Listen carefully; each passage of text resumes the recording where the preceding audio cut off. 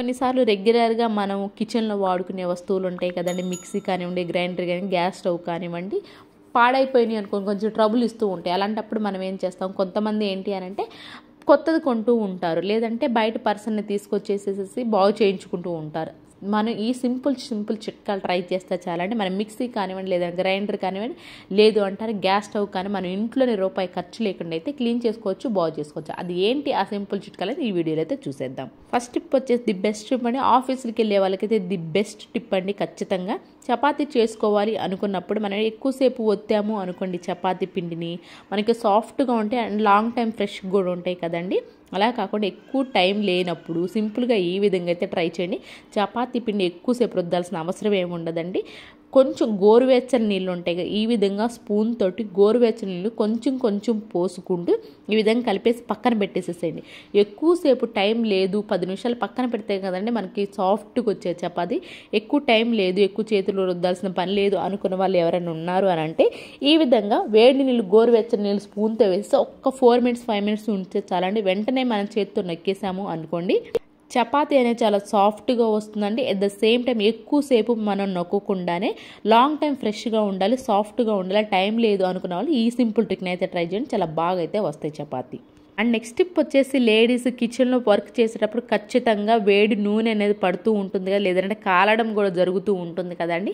అలాంటప్పుడు కాలినప్పుడు వెంటనే మనం ట్యాప్ వాటర్ ఉంటాయి కదా, చల్లని నీళ్ళు ఉంటాయి కదండి, చల్లని నీళ్ళు కనుక పోసేసాము అనుకోండి, ఎక్కడైతే మనకి ఆయిల్ కానీ లేదంటే వేడి కానీ తగిలిన దగ్గర చల్లని నీళ్ళు కనుక పోసేసారనుకోండి, లోపల స్కిన్ అనేది బర్న్ అవ్వకుండా ఉంటుందండి. అట్ ద సేమ్ టైం ఏంటంటే ఇలా గాయం కనుక ఉంది అనుకోండి, మచ్చ ఏదైతే ఉంది అలోవెరా జెల్ ఉంటుంది, అలోవెరా జెల్ ఉంటే జెల్ అండి, లేదంటే ఇలా అలోవెరా ఫ్రెష్ది ఉన్నా సరే రెగ్యులర్గా ఆ గాయం పైన కనుక పెడుతున్నారు, ఆ మచ్చ అనేది త్వరగా అయితే తగ్గిపోతుంది. నెక్స్ట్ టిప్ వచ్చేసి కరెంట్ ఎప్పుడైనా పోయింది అనుకోండి, మనం ఖచ్చితంగా ఏం చేస్తాం, ఫ్లాష్ లైట్ అనేది ఆన్ చేస్తూ ఉంటాం. అయితే ఫ్లాష్ లైట్ అక్కడ వరకే ఉంటుంది. మన రూమ్ అంతా కూడా బ్రైట్నింగ్గా కావాలి అని అనుకుంటే మాత్రం ఈ విధంగా వాటర్ బాటిల్ ఫిల్ చేసేసి కనుక పెట్టేసామనుకోండి ఆ ఫ్లాష్ లైట్ పైన, మనకి రూమ్ అంతా మంచి బ్రైట్నింగ్గా ఉంటుందని. ఒకటి మాత్రం గుర్తుపెట్టుకొని వాటర్ బాటిల్ లీకేజ్ అనేది లేకుండా అయితే చూసుకోండి. లేదు అంటే ఇలాంటివి మనకి గ్లాసెస్ ఉంటాయి కదండి, ఆ గ్లాసెస్ అయినా కానీ రివర్స్ తిప్పి పెట్టేసామనుకోండి మనకి రూమ్ అంతా కూడా బ్రైట్నింగ్ అయితే ఉంటుంది. ఐ హోప్ ఈ టిప్ అయితే నచ్చిందని. నచ్చితంగా ప్లీజ్ ఒక లైక్ ఇవ్వండి. మీరు ఒక లైక్ ఇవ్వడం నాకు వేరే వాళ్ళకైతే వీడియో రీచ్ అవుతుంది కాబట్టి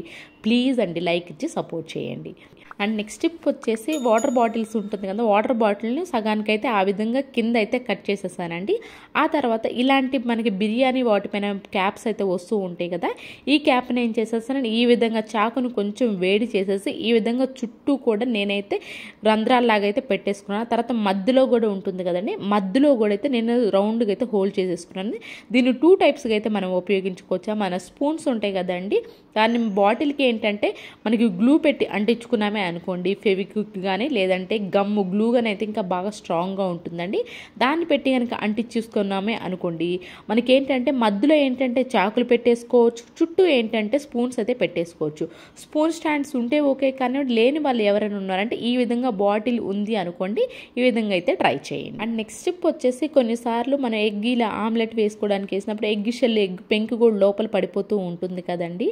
అలాంటప్పుడు మనకి ఈజీగా రావాలి అనుకుంటే మాత్రం సేమ్ అదే ఎగ్ షెల్ తోటి ఈ విధంగా తీసామనుకోండి సింపుల్గా అయితే వచ్చేస్తుందండి. లేదు ఎగ్ షెల్ తోటి కాకుండా చేత్తో తీయాలి అనుకుంటే డైరెక్ట్గా తీసామంటే చేత్తో జారిపోతూ ఉంటుంది. అలా కాకుండా కొంచెం తడి చేసుకొని కనుక తీసాము చాలా సింపుల్గా, చూసారు ఎంత ఈజీగా అయితే వచ్చేస్తుందో. ఈ టిప్ ఎవరికైనా యూస్ఫుల్గా అనిపిస్తే మాత్రం ట్రై చేయండి. అండ్ ప్లీజ్ ఏది మీకు బాగా నచ్చింది అనేది కూడా కమెంట్ బాక్స్లో కమెంట్ చేయండి. అండ్ నెక్స్ట్ టిప్ వచ్చేసి నెయ్యి వేసుకొని తిన్నా కానీ ప్లేట్ కానివ్వండి, లేదు అంటారా పెరుగులో మేగడ ఎక్కువ ఉంటుంది కదండి, ఆ కర్డ్ రైస్ తిన్న ప్లేట్ కానీ కొంచెం జిడ్డు ఎక్కువగా ఉంటుంది. జిడ్డు అనేది మనం ఎంత నీట్గా క్లీన్ చేసినా కానీ త్వరగా అయితే ఆ జిడ్డు అనేది పోదు. సింపుల్గా మనకి ప్లేటుకున్న జిడ్డు అనేది పోవాలి అని అనుకుంటే మాత్రం కొంచెం నిమ్మకాయ తొక్కపైన సాల్ట్ వేసేసి ఒక్కసారి క్లీన్ చేస్తే ఆ తర్వాత రెగ్యులర్గా కనుక మీరు ఏ సోప్ అయితే క్లీన్ చేసుకుంటారు చాలా నీట్గా అయితే క్లీన్ అయిపోతుందండి, జిడ్డు అనేది లేకుండా అయితే ఉంటుందండి. అండ్ అలానే ప్లేట్ కూడా మనకి మంచి వాసన అయితే వస్తూ ఉంటుంది. ఐ హోప్ ఈ టిప్ కూడా నచ్చిందని. నచ్చితే కనుక ప్లీజ్ మీ ఫ్రెండ్స్ అండ్ ఫ్యామిలీకి షేర్ చేయడం మాత్రం అసలు మర్చిపోకండి. అండ్ నెక్స్ట్ టిప్ వచ్చేసి కొంతమంది మనం ఆల్మోస్ట్ అందరం ఏం చేస్తామంటే ఆలు ఉడికించుకోవాలి అనుకోండి, ఈ విధంగా 2 పీసెస్ కట్ చేసి ఉడికించుకుంటూ ఉంటాం కదా. ఇలా ఉడికించుకోవడం వల్ల ఏంటంటే ఆలు లోపలికి వాటర్ వెళ్ళిపోయి కొంచెం టేస్ట్ అనేది ఎవరికైనా డిఫరెంట్గా ఉంది అని అనుకునే వాళ్ళు ఎవరైనా ఉన్నారో ఈ విధంగా ఆలు పైన ఉంటుంది కదండి తొక్క, ఇలా కట్ చేసి కనుక ఆ తర్వాత ఉడికించుకున్నారే అనుకోండి, మనకి ఆలు తొక్క తీసేటప్పుడు చాలా ఈజీగా వస్తుందండి. అలానే ఆలు కూడా మనకంటే లోపలికి వాటర్ వెళ్ళకుండా అయితే ఉడికిపోతుంది. ఎవరికైనా యూస్ఫుల్గా అనిపిస్తే మాత్రం అలా ఆలులో వాటర్ వెళ్ళకుండా అనుకుని ఎవరైనా ఉన్నారంటే ఈ విధంగా అయితే ట్రై చేయండి. ప్లీజ్ ఇలాంటి టిప్స్ కోసం పక్కనే ఉన్న బెల్ సింబల్ అయితే యాక్టివేషన్లో ఉంచుకొని ఆల్ అనే బటన్ని ప్రెస్ చేయండి. అండ్ నెక్స్ట్ టిప్ వచ్చేసి ఇది ఏంటంటే ఇడ్లీ పిండి అండి. ఇది ఇడ్లీ పిండిలో నేను నార్మల్గా వేయనండి, ఖచ్చితంగా ఒక గ్లాస్ అయితే రాగి పిండి కలుపుతాను, అందుకని ఆ కలర్ అలా ఉందండి. ఇడ్లీ పిండి కొంచెం పులిసింది కూడా బయట పడేస్తూ ఉంటాం, లేదంటే అడుగును కొంచెం కనుక మిగిలింది అనుకుంటే దాన్ని కూడా అనవసరం అని చెప్పి పడేస్తూ ఉంటాం. అయితే దీన్ని ది బెస్ట్ యూజ్ టిప్ కోసం అయితే తీసుకొచ్చేసానండి. ఇప్పుడు దీని లోపల మన ఉజాలా బ్లూ ఉంటుంది కదండి, కొంచెం అంటే కొంచెం వేసేసి దీన్ని బాగా కలిపేసేయండి.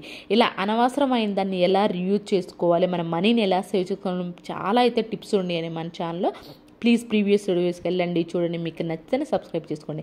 మన బర్నర్స్ చూస్తారు ఎంత బ్లాక్ అయిపోయినాయో. కొంతమంది ఏం చేస్తామంటే బర్నర్స్ క్లీనింగ్ తెలియక మనం వీటిని పడేస్తూ ఉంటామండి, మళ్ళీ కొత్తవి కొంటూ ఉంటాం.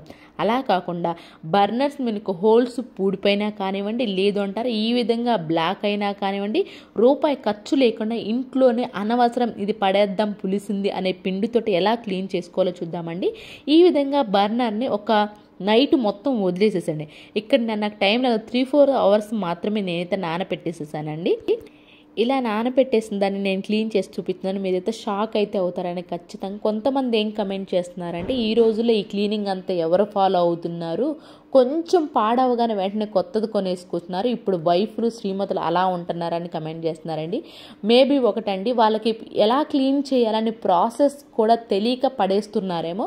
కానీ ఈ సింపుల్ చిట్కాలతో కనుక క్లీన్ చేసుకున్నారే అనుకోండి, మన బర్నర్స్ కానివ్వండి, లేదంటే మన గ్యాస్ చాలా నీట్గా అయితే క్లీన్ అయిపోతుంది, రూపాయి ఖర్చు లేకుండా.